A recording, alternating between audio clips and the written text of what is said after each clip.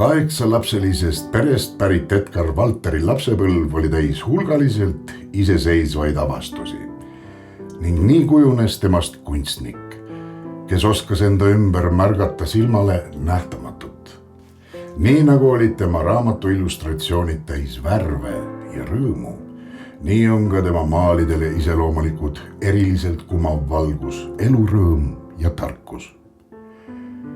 Maalis Mina ja maailm aastast 1980 süüvib Valter lapse loovusesse ja vabadusse, mis on ainult positiivselt mõistetav nii lapsele endale kui ümbritsevatele. Kogu helge maailm on valla ja ainumõeldavalt kaunis.